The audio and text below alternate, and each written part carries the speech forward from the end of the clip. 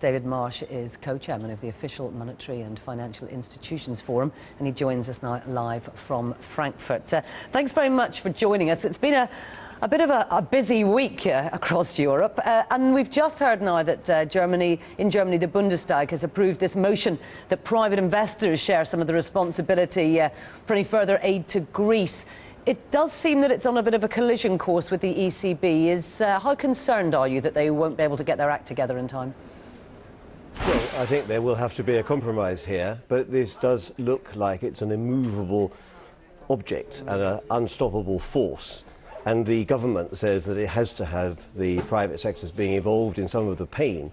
That is the price that has to be paid to get the German Bundestag to put up some more money to help Greece. And there's clearly a lot of aggravation and irritation in Germany and many other of the creditor countries. And we're seeing this come to a head. The ECB, backed by all the central banks, is saying that they cannot allow any kind of restructuring because they say even a so-called soft restructuring, a so-called voluntary agreement by creditors would trigger a major default, not maybe of Greece, but of other countries as well. So you couldn't think of a more serious standoff than this.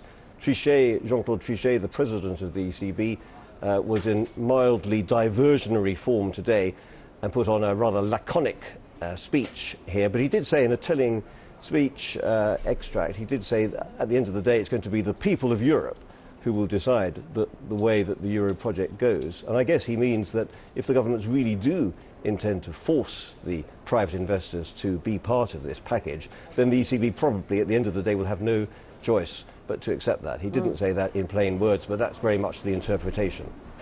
This is kind of a rock and a hard place, though, isn't it? Because if this does go through and the private investors do take a hit, that may well be seen and interpreted, therefore, as a default anyway. Well, the credit rating agencies have more or less said that, you see. So there's no great surprise here. It is very difficult also to bring about a voluntary debt restructuring when you've got bondholders dissipated all over Europe, and indeed all over the world. It's different from when we've had credit defaults in the case of, say, the Vienna Initiative, which happened in 2009 for some of the East European banks, and also the famous Latin American debt reschedulings in the 1980s, 1990s. They were mostly bank credits. This is different with bondholders. The bondholders being advised by lawyers. The lawyers say, you cannot play around with this like that. So I do think that the ECB and the other central banks do have a very major point, and the politicians probably are playing with fire here. Well, it's got to be resolved one way or the other by the 24th, so I guess we're going to find out fairly soon. The figures out of Germany showing that its manufacturing, it does seem to be going from strength to strength at the moment, but that only serves to highlight, doesn't it, the two-speed Europe that we're in at present? Well, this is a major inconvenience, you might say, and also, of course, Angela Merkel, the Chancellor here, is not getting much credit for the upswing. This is really the first time in Germany since the Second World War that the government has been presiding over an above-average economic growth, and where the government is nonetheless suffering at the polls. Because the Germans, being German, always think that the light at the end of the tunnel is the train approaching. They're never satisfied with things going well now. They think that things are going to go steadily downhill afterwards, and they see tax increases coming as a result of all these bailout packages. The Germans also think that they rolled up their sleeves, they worked hard, they did their restructuring, they did their homework, as they say, in order to get into the position that they are now. And they see absolutely no reason at all why they should just throw more good money after bad to help the countries which they accuse of being incompetent and lazy. So you are seeing a real juxtaposition between the creditor states and the debtor states. And for the first time, the creditors are doing quite well in the growth stakes. The debtor ones are falling behind. And just to top it all, the ECB is going to raise interest rates as well, just to introduce a little bit of party atmosphere into the whole thing.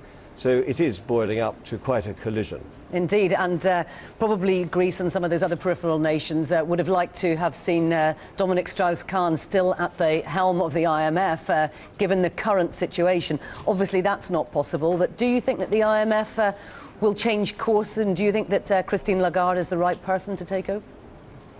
Well, there's two things there. I think Dominic Strauss-Kahn was a key man. He's now engineered in less than graceful circumstances a move to another position, shall we say. But I do think that he does make a difference, and the fact that there's now no longer an inspiring figure at the helm will mean that the IMF has less impetus behind it and maybe go back to a somewhat more rigorous and more technical policy. I do happen to think that Christine Lagarde is the wrong person for this, despite all her extremely good qualifications, her great charm, her great ability as a communicator. I do think that this is time for the developing world, or the emerging economies, to step up to the plate. The problem is they can't agree on the right candidate. But I do think it would be good if Europe was not in charge of the situation with the EMU, because it's really crying out for a neutral figure. And so somebody from Asia, if we could get somebody of the right competence, the right qualifications and the right esteem, it would be far better to have somebody from Latin America or Africa or Asia in charge. But it could actually be that we will have Christine Lagarde. She will get blamed, unfortunately, if things go wrong. So maybe it's a bit of a poisoned chalice. Indeed. OK, David Marsh, very fascinating to talk to you. Thank you so much for joining us today.